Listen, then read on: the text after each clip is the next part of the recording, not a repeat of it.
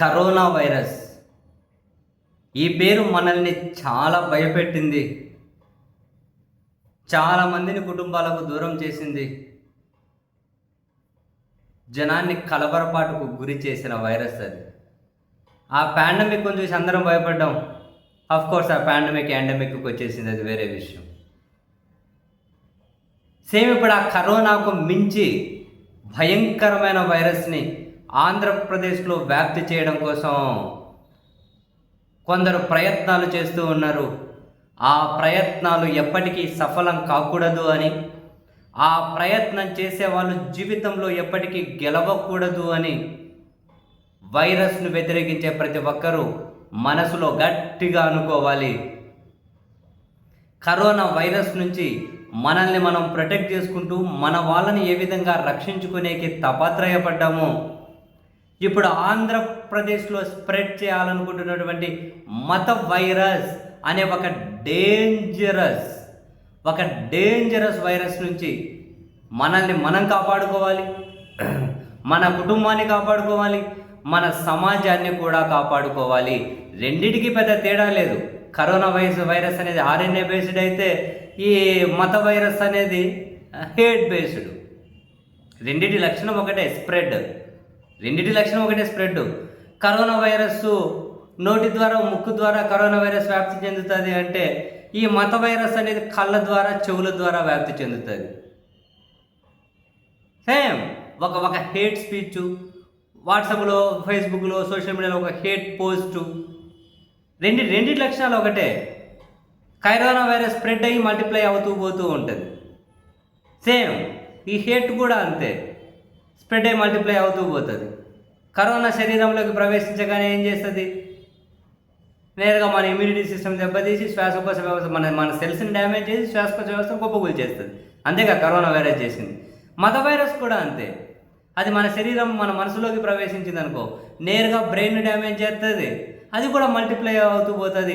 మనల్ని మనం విచక్షణ మర్చిపోతాం. ఏ స్థాయిలో విచక్షణ మర్చిపోతామంటే, చివరికి ప్రభుత్వాలు చేయాల్సిన పని ఏంటి, వాళ్ళు చేస్తున్న పని ఏంటి, అసెంబ్లీలో చర్చించాల్సిన విషయాలు ఏంటి, వాళ్ళు చర్చిస్తున్నది ఏంటి, సమాజంలో ఇన్ని దారుణాలు జరుగుతూ ఉంటే చివరికి పాలు కల్తీ అయిపోయి పిల్లలు చనిపోతూ ఉన్నా కూడా దాని మీద చర్చించలేని అసెంబ్లీ మరేదో దాని మీద చర్చించుకొని హేట్ స్పీచ్లకు వేదిక అవుతుంది అని కూడా ఆలోచించలేని అంత దారుణ స్థితులకి మనల్ని నెట్టేస్తుంది. అది అత్యంత డేంజరస్. మన పిల్లలకు విద్య అందుతుందా, మన పిల్లలకు వైద్యం అందుతుందా, మన జీవన ప్రమాణాలు మెరుగుదల ఉందా, ప్రభుత్వ పాలసీస్ ఏంటి, వాళ్ళు మనకి ఏం మాట ఇచ్చారు, వాళ్ళు ఏం ఎగ్జిక్యూట్ చేస్తూ ఉన్నారు, వీళ్ళకి నాయకులుగా లక్షణం ఉందా లేదా, సమాజాన్ని డివైడ్ అండ్ రూల్ బ్రిటిషర్ల ప్రకారం పాలిద్దాం అనుకుంటున్నారా, సమాజ ఐక్యత కోసం వీళ్ళు పాటుపడుతూ ఉన్నారా, సమాజాన్ని వెనక్కి తీసుకెళ్తున్నారా, ముందుకు తీసుకెళ్దాం అనుకుంటున్నారా, ఇటువంటి ఆలోచన కూడా జనాన్ని చెయ్యనియదు ఈ మత వైరస్ పాకితే. మనం అదృష్టం ఏంటంటే ఆంధ్రప్రదేశ్లో ఈ వైరస్కి ఎప్పటికీ స్థానం ఉండదని చెప్పి నేను ఇప్పటికీ నమ్ముతూ ఉన్నా. కరోనా వైరస్ కంటే ఇది డేంజరస్ వైరస్. కరోనా వైరస్ మనుషుల చేతే పుట్టి ఉంటుంది, మనుషులను చంపేసింది. మత వైరస్ మనుషుల చేతే పుట్టి మనుషుల్ని చంపి మనుషుల ద్వారా మొత్తం సమాజాన్ని చంపేస్తుంది. రెండు వైరస్లు ఒకటే. కరోనా వైరస్ కన్నా కనుక వ్యాక్సిన్ దొరికింది, అది బలమైన ఇమ్యూనిటీనే దానికి మంత్రం అని చెప్పి మనం అనుకున్నాం. మత వైరస్కు బలమైన వైద్యం ఎడ్యుకేషన్ అని చెప్తాం అనుకుంటే, 10వ తరగతి పాస్ కాని వాళ్ళు అడ్డదిడ్డమైన కూతలు గుర్తూ ఉంటే, అబ్బా మీరు తోపుత్తుడు అని చెప్పి అమెరికాలో ఉండి చదువుకున్న వాళ్ళు కూడా, జ్ఞానం లేకుండా సెన్స్ లేని వాళ్ళు కూడా మద్దతు పలుకుతూ ఉండడం చూసిన తర్వాత, మత వైరస్కు మందు ఖచ్చితంగా ఎడ్యుకేషన్ అయితే ఒకటి కాదు, మత వైరస్కు మందు కామన్ సెన్స్, హ్యుమానిటీ. వైరస్కు మందు వ్యాక్సిన్, బలమైన ఇమ్యూనిటీ అయితే, ఈ మత వైరస్కి మందు మాత్రం కామన్ సెన్స్, హ్యుమానిటీ. ఇవే మందు. దాని నుంచి ఖచ్చితంగా కాపాడుకోవాలి. వైరస్ను వ్యాప్తి చేసే వాళ్ళను, కరోనా వైరస్ను వ్యాప్తి చేసే వాళ్ళను వైరస్ కారకులు అని చెప్పి అనేవాళ్ళు.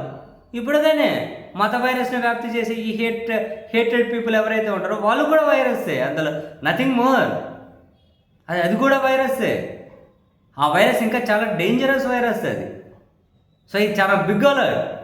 ఆంధ్రప్రదేశ్లో ప్రజలారా, కరోనా వైరస్ నుంచి మిమ్మల్ని మీ కుటుంబాన్ని కాపాడుకోవడం కోసం ఎంతైతే తాపత్రయపడ్డారో, మత వైరస్ నుంచి కరోనా వైరస్ పుట్టించి దానివల్ల కొందరు ప్రయోజనం పొందారు అని చెప్పి ఆ ప్రయోజనం పొందిన వాళ్ళు బహిరంగంగా ఎవరు అని క్లియర్ కట్గా తెలియకపోయినా ప్రయోజనం పొందిన వాళ్ళు ఎవరో మనకు తెలుసు. సరే, మనం బహిరంగ చర్చిస్తే కొన్ని మళ్ళీ ఇంకా లేనిపోయినవన్నీ. ఇప్పుడు ఈ మత వైరస్ వల్ల కనుక ప్రయోజనం పొందేకి ఎవరు ప్రయత్నాలు చేస్తున్నారో అందరికీ తెలుసు. సో ఎవడో ప్రయోజనాలు నెరవేర్చడం కోసం మన శరీరంలోకి, మన మనసులోకి, మన సమాజంలోకి వైరస్ని ఎక్కించాల్సిన అవసరం లేదు. మనల్ని, మన కుటుంబాలను, మన సమాజాన్ని, మన రాష్ట్రాన్ని, మన దేశాన్ని ఈ మత వైరస్ను వ్యాప్తి చేసే హేటెడ్ పీపుల్ నుంచి కాపాడుకోవాల్సిన అవసరం, కాపాడుకోవాల్సిన బాధ్యత కూడా మన మీదే ఉంది అన్న సంగతిని మనందరం గుర్తుపెట్టుకోవాలి. చెయ్యి కలిపి ఈ మత వైరస్ని వ్యాప్తి చేసే హేటెడ్ పీపుల్ని సమాజం నుంచి తరిమి కొట్టాల్సిన అవసరం, ఆవశ్యకత రెండు ఉన్నాయి.